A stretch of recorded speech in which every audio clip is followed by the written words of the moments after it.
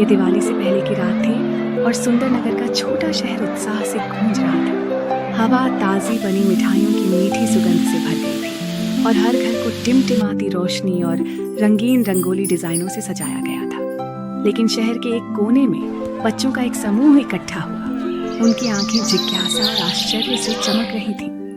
अनुमान लगाओ सब लोग। समूह के नेता आरव ने एक चमकदार सुनहरे रिबन से बंधी एक पुरानी पुस्तक को पकड़ते हुए कहा, मुझे यह खजाने का नक्शा बड़े बरगद के पेड़ के नीचे मिला। ये कहता है कि एक छिपा हुआ खजाना है जिसे केवल दिवाली की रात को ही खोजा जा सकता है। मीरा, रोहन, प्रिया और नन्ही आन्या बच्चे उत्साह में हाँफ रहे थे। एक खजाना?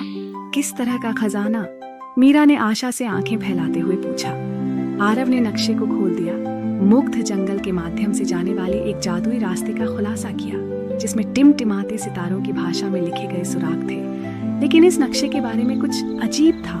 इसमें शीर्ष पर एक संदेश था जिसमें लिखा था, इस खजाने को केवल दयालुता के कृत्यों से ही अनलॉक किया जा सकता है। बच्चे चमकते जंगल के दिल में नक्शे का अनुसरण करते हुए अपने खजाने की खोज पर निकल पड़े। जैसे ही वे चलते थे, जुगनू ने अपना रास्ता रोशन किया और पेड़ उत्साह में फुसफुसाते हुए लग रहे थे। लेकिन अचानक वे अपने पहले सुराग पर पहुंच गए। एक पेड़ की शाखा पर लटका हुआ एक सुंदर लालटेन। लालटेन धीरे से चमक उठी और बोली, मुझे जलाओ, लेकिन केवल साझा करने की लौ के साथ। बच्चे तब तक हैरान दिखे जब तक प्रिया को उसके द्वारा लाए गए स्पार्कलर के अतिरिक्त बैग की याद नहीं आई। उसने उन्हें प्रत्येक मित्र को सौंप दिया, कहा, चलो हमारी रोशनी साझा करें। जैसे ही उन्होंने स्पार्कलर को एक साथ जलाया, लालटेन जादुई रूप से एक सुंदर चमक में फट गई, जिससे उनका अगला सुराग प्रकट हुआ। उन्होंने अपनी यात्रा जारी रखी और अगला सुराग उन्हें एक छोटे से तालाब तक ले गया। पानी पर तैरते हुए एक नाजुक लिली पेड़ था जिसमें एक नोट था जिसमें लिखा था, दयालुता की एक बूंद मेरी पंखुड़ियों को खिल देगी। नन्ही आन्या का चेहरा उदास हो गया क्योंकि उसे याद आया कि उसकी दादी इस दिवाली अकेली थी। उसकी आंखों में आंसू के साथ उसने कहा, काश मैं इस त्योहार को दादी के साथ साझा कर पाती। दूसरे बच्चे उसकी उदासी महसूस करते हुए सभी ने कहा, चलो जब हम वापस आते हैं तो उसे दिवाली का उपहार बनाते हैं। जैसे ही आन्या की दयालुता के आंसू लिली पेड़ पर गिरे, वह चमक गया और कमल के फूल में खिल गया और कमल के अंदर अगला सुराग था। आन्या को गले लगाते ही बच्चों ने खुशी से खुशी मनाई। अंतिम सुराग उन्हें एक छिपी हुई गुफा में ले गया जहाँ एक झिलमिलाती छाती इंतजार कर रही थी। लेकिन छाती बंद थी और इसके ऊपर एक संकेत था जिसमें लिखा था, केवल सबसे शुद्ध दिल जो साझा करता है वह इस छाती को खोल सकता है। बच्चों ने एक दूसरे को देखा, यह महसूस करते हुए कि वे केवल एक साथ छाती खोल सकते हैं। उनमें से प्रत्येक ने एक गहरी सांस ली, फिर हाथ पकड़े अपनी आंखें बंद कर ली।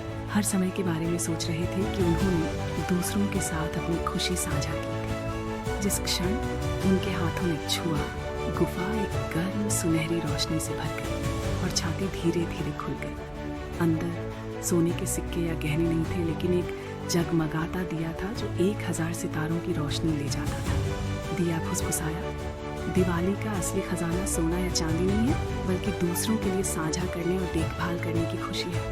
उनकी आंखों में खुशी के आंसू भर आए क्योंकि उन्हें एहसास हुआ कि उनकी दयालुता के कृत्य ने न केवल दिया, बल्कि उनके अपने दिलों को रोशन कर दिया था। बच्चों ने दिए को वापस अपने शहर में ले जाकर गांव के बीचों बीच रख दिया। जैसे ही ग्रामीण इकट्ठा हुए, दिए की रोशनी एक घर से दूसरे घर में फैल गई। हर घर को एक जादुई चमक से रोशन कर दिया। इस दिवाली सुंदरनगर सिर्फ रोशनी से जगमगाता नहीं था, ये दयालुता की रोशनी और साझा करने के जादू से भरा था। और वे सभी जानते थे सबसे बड़ा खजाना था जो वे कभी भी पा सकते थे। इस कहानी से सीखा गया सबक यह है कि दिवाली का सही सार और जीवन ही साझा करने और दया में पाया जाता है। बच्चों को पता चलता है कि असली खजाना सोने या गहनों से नहीं, बल्कि निस्वार्थ कार्यों से उत्पन्न होने वाली गर्मजोशी और खुशी से आता है। अपने दिलों में दयालुता का दिया जलाकर वे न केवल अपने जीवन को रोशन करते हैं, बल्कि अपने पूरे समुदाय में खुशियां भी फैलाते हैं। यह कहानी हमें याद दिलाती है कि दिवाली की भावना दूसरों को प्रकाश देने, साझा करने और लाने से सबसे अच्छी तरह से मनाई जाती है, जिससे हमारी दुनिया एक उज्जवल स्थान बन जाती है।